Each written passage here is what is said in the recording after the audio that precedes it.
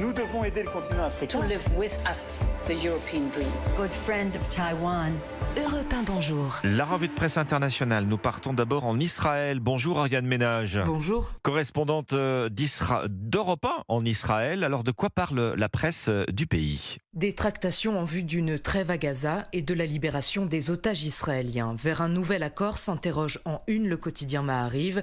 Des efforts sincères ont lieu en ce moment même, affirmait hier soir Benjamin Netanyahou.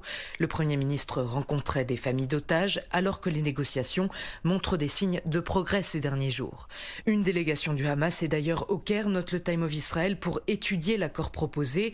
Le journal en précise les contours. Il prévoirait 6 semaines de trêve à Gaza, des libérations de prisonniers palestiniens en échange d'une libération progressive des otages israéliens, civils puis soldats. En Israël, rappelle à Haaretz, tout accord doit d'abord être soumis au vote du gouvernement.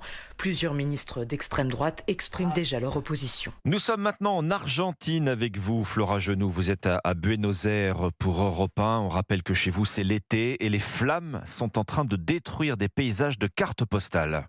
Un incendie féroce en Patagonie, dans le sud de l'Argentine, rapporte le journal Clarín.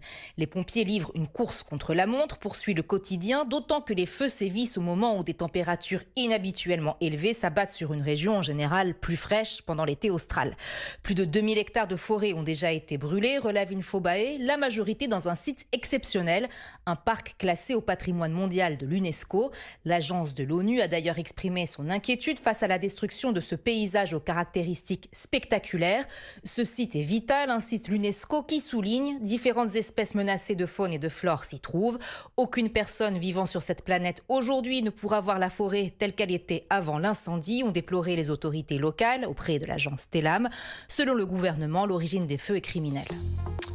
Merci Flora Genoux, c'était votre revue de presse internationale sur Europe 1. 7h, 9h.